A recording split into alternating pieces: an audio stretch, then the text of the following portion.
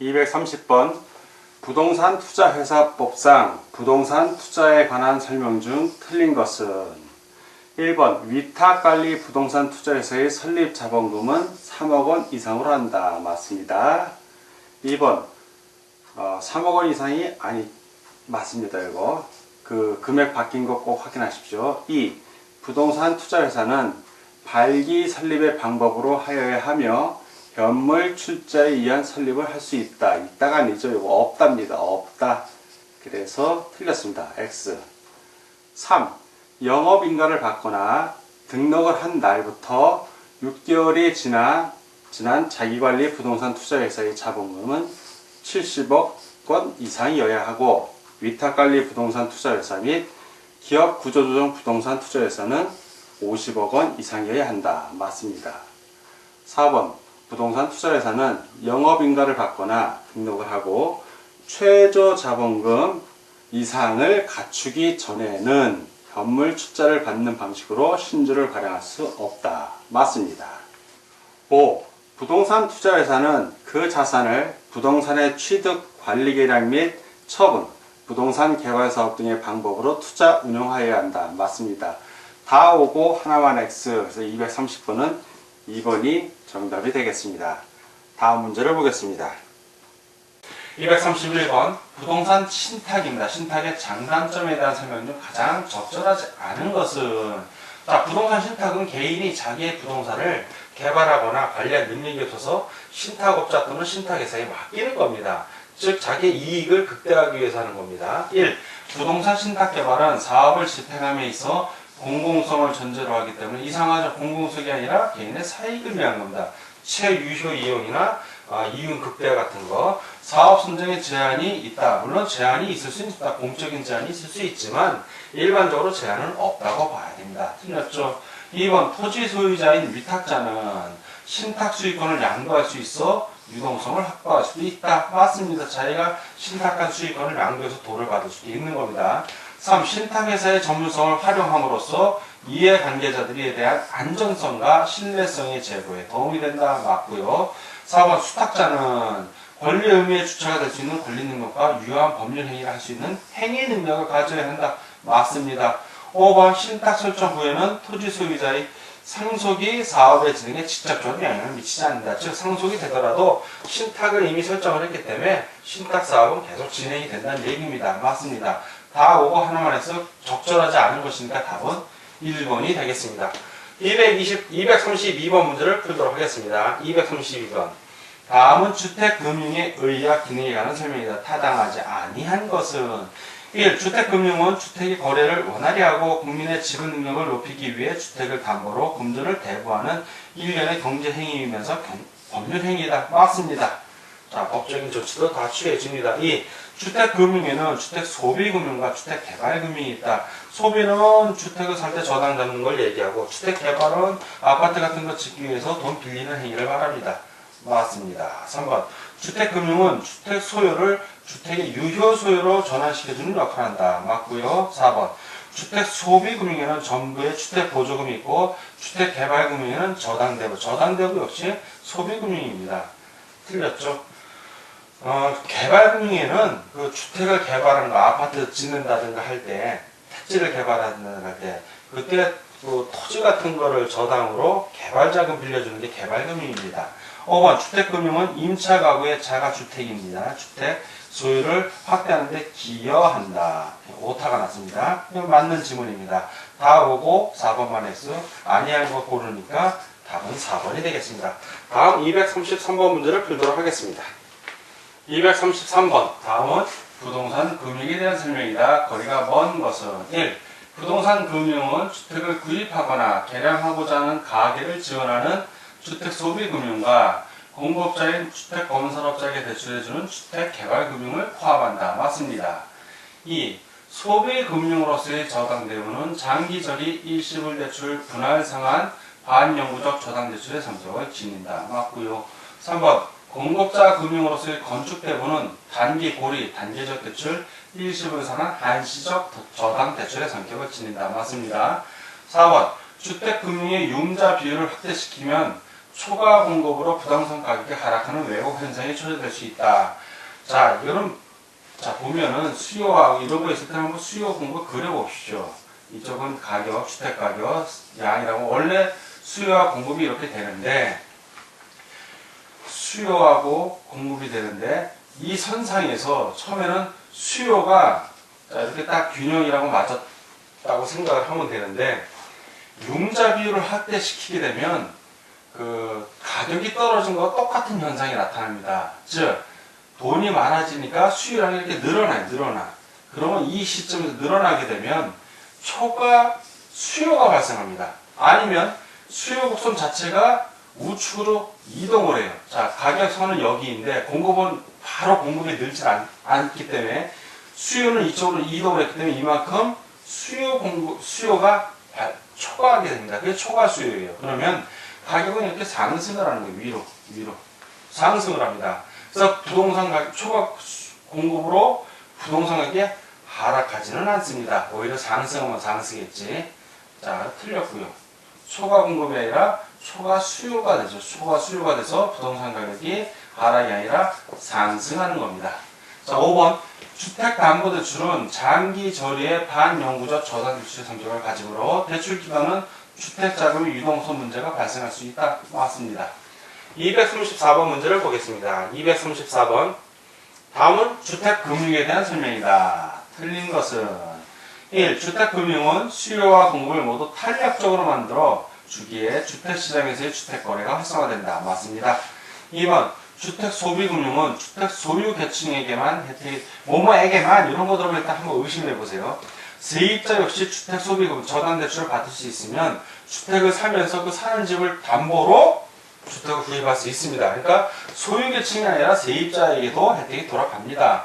그래서 자원의 효율적 때문에 기여를 하는데 못한다 안 됐고 주택 소유계층에게만 요거 문장 틀렸고 완전히 틀렸죠. 3번 주택금융제도는 저축을 유도하여 주택자금을 조성하게 해준다. 그렇죠. 저축도 유도합니다. 맞고요. 4번 부동산 금융은 토지 금융과 주택 금융으로 나눌 수 있으며 이 중 주택 금융이 큰 부분을 차지한다. 그렇죠. 아파트 담보대출 생각하시면 됩니다.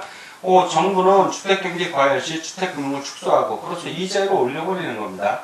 불황시에는 확대하여 주택경기를 조성한다. 이자율을 낮춰주고요. 맞습니다. 다 5 하나만 해서 틀린 걸 고르니까 234번은 2번이 정답이 됩니다.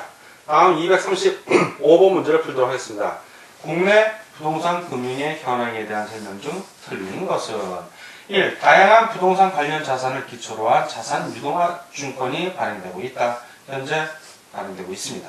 두 번째, 부동산 투자 회사 제도가 도입되면서 소액 투자자도 대규모 부동산에 투자할 수 있게 됐다.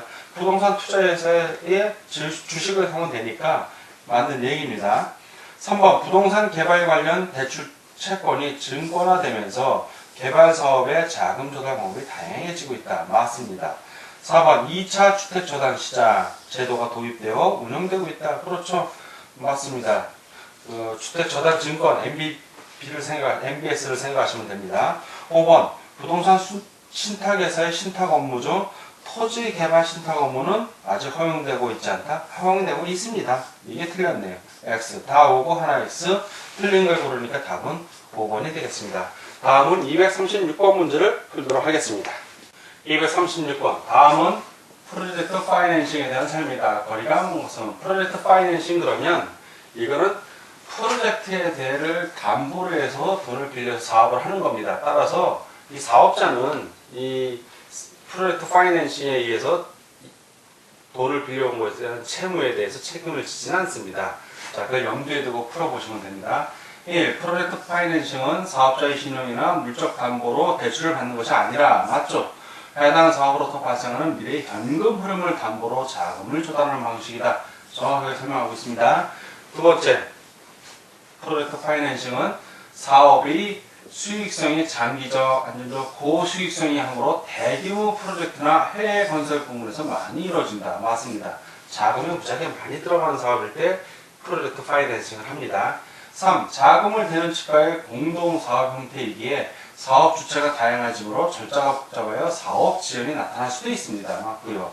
자, 해당 사업이 도산하면 사업주는 개인적인 측면에 대한 이행 책임을 지지 않는데 져야 한다고 나왔어요. 이거 틀렸네요.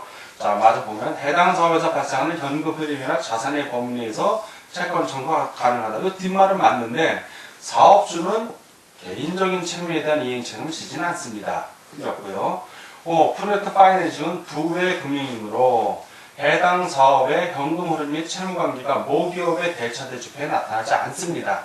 그리고 해당 사업의 성패 여부는 모기업의 신용도 및 재무제표에 영향을 미치지 않는다. 정확하게 설명하고 있습니다. 즉 프로젝트 따로 프로젝트만 따서 사업을 한 거기 때문에 그렇습니다. 다 오고 하나 X, 문제가 거리가 먼 걸 고르니까 답은 4번이 되겠습니다. 자, 237번. 부동산 금융의 자금 조달 방법 중 하나인 지분 금융과 관련이 없는 것은 지분 금융 그러면 지분 금융 그러면 이게 주식 같은 거 생각하시면 돼요. 주식 또는 주식을 발행하지 않는 법인 같은 경우는 그냥 글자 그대로 지분을 등재해주고 돈을 조달하는 방법입니다. 그 외에 이제 금융 두 가지, 하나는 또 하나는 부채 금융이라는 게 있어요. 부채 금융 같은 경우는 지분이 없습니다. 그냥 뭘 담보로 이제 돈을 빌려주면 되는 건데 대표적인 게 저당 대출이에요. 저당. 은행에서 개인에게 돈을 빌려줄 때 주택 아파트 담보 대출로 돈을 빌려주는 거 생각하시면 이해가 빠른 게 그 경우에는 지분이 아니라 그냥 저당만 잡으면 돼요. 부채 금융입니다. 지분하고는 아무 상관이 없는 거예요. 자, 나중에 이 저당 대출 같은 경우 이자나 원리금을 안 갚게 되면 그냥 저당권 시장에서 경매 넘기면 되는 겁니다. 자, 그러니까 지분 금융 아닌 부채 금융을 고르시오 하는 거랑 똑같은 문제입니다. 1. 공모에 의한 증자. 그렇죠. 공모에서 증자하면 주식을 발행하거나 지분을 줘야 되는 겁니다. 지분 맞고. 부동산 신디케이트. 그렇죠. 투자자들이 모여서 돈을 마련해서 하는 거니까 각자 지분을 갖고 투자하는 겁니다. 주택저당담보부 채권, 주택저당 채권 그럼 요건 저당 대출이에요. 저당 대출. 그러니까 부채금융이죠. 지분하고 상관이 없습니다. X. 부동산 투자회사법에 의한 부동산 투자신탁. 자, 이 부동산 투자신탁 역시 지분을, 주식을 사는 거기 때문에 지분을 사는 거랑 마찬가지입니다. 맞고요. 간접투자 산업운용법에 의한 부동산 간접투자 펀드 그러면 주식이라고 생각하시면 됩니다. 지분. 다 오고 하나 X 관련이 없는 거니까 3번이 답이 되겠습니다. 다음은 238번 문제를 풀도록 하겠습니다. 238번. 다음은 부동산 저당 대출에 대한 설명이다. 거리가 먼 것은 1. 저당이란 부동산을 담보로 필요한 자금을 대고 빌려받는 것을 말한다. 맞고요. 이 부동산의 특성 중 부동성과 영속성에 의해 부동산 저당 대출이 성립한다. 그렇죠. 해당 부동산에 특정되어 있기 때문에 저당을 해줄 수 있는 것입니다. 3번. 부동산 대출에 의해서 무주택 계층의 주택 소유 기회가 확대될 수 있다. 그렇죠. 무주택 계층이라 하더라도 자기가 살려는 집을 담보로 저당 대출을 받아서 주택을 소유할 수 있기 때문에 그렇습니다. 4번. 저당 대출을 받는 자를 저당권자. 아니죠. 저당권자는 바로 은행이에요. 저당을 해주는 사람이고 대출을 하는 기간을 저당권 설정자는 대출 받는 사람. 거꾸로 설명이 되어 있죠. 틀렸네요. 5번. 부동산 저당 대출은 일반 대출보다 대출 기간이 길고 장기 저리 금리가 낮은 특징이 있다. 맞습니다. 다 오고 X 거리가 먼 것이니까 238번은 4번이 정답이 되겠습니다. 다음 239번 문제를 풀겠습니다. 저당 시장 구조의 특성을 설명한 것 중 틀린 것은 1차 저당 시장은 차입자, 대출자, 그렇죠. 돈 빌린 사람하고 은행으로 구성되며 저당 채권이 형성된다. 정답이고요. 이건 맞고요. 2차 저당 시장은 유동화 중개 기관과 저당 투자자로 구성되며 저당 채권이 증권화되어 유통된다. 맞습니다. 3번 1차 대출 기관은 저당 담보부 채권을 2차 저당 시장에 매각하여 그렇죠. 이 저당 담보부 채권을 매각해서 증권화해서 파는 겁니다. 맞고요. 이 2차 저당 시장에 매각을 하면 우리나라 같은 경우는 한국주택금융공사에서 그걸 증권화해서 파는 겁니다. 투자자에게. 4번 2차 대출 기간은 저당 담보부 채권을 자산으로 보유하거나 저당 담보부 증권으로 전환하여 저당 투자자에게 매각할 수 있다. 이 2차 대출 기간이 바로 한국주택금융공사입니다. 맞고요. 5번 저당 유동화 제도가 활성화되려면 저당 투자자들의 요구 수익률이 저당 수익률보다는 작아야죠. 작아야 저당 유동화 회사도 이익을 남겨서 팔 수가 있기 때문에 그렇습니다. 이건 틀립니다. 그래서 다 오고 하나 X 틀린 걸 고르니까 239번은 5번이 정답이 되겠습니다. 다음 240번 문제를 풀도록 하겠습니다. 240번 다음은 저당의 유동화 제도에 대한 설명이다. 가장 거리가 먼 것은 1. 저당 담보부 증권이나 MBS란 저당 제출기관이나 저당 회사들이 자신들이 설정하거나 사들인 저당을 담보로 해서 발행하는 증권을 말한다고 했습니다. 두 번째, MBS의 종류에는 저당 담보부 증권입니다. MPTS, MBB, MPTB, CMO 등이 있다 맞고요. 3번, 저당의 유동화 제도는 저당권 자체를 하나의 상품으로 저당시장에서 유통하게 하는 것을 말한다 맞고요. 4. 2차 저당시장은 저당 대부를 받은 원래의 저당 차입자하고는 직접적인 관련은 없습니다. 관련이 없고요. 5번, 저당의 유동화로 저당권이 상품으로 유통되면 신용청주의 수단으로 활용이 됩니다. 이미 상품으로 유동이 됐으니까. 근데 활용이 되지 않는다라고 했으니까 틀렸네요. X. 다 오고 하나만 X. 거리가 먼 곳을 구하는 거니까 답은 5번이 되겠습니다. 수고하셨습니다. 지금까지 우리는 부동산 학교로 실전 문제풀이 399선에 230번부터 240번까지 풀었습니다. 오늘 실전 문제풀이 22강 강의를 여기서 마치고 다음 시간에 뵙도록 하겠습니다. 감사합니다.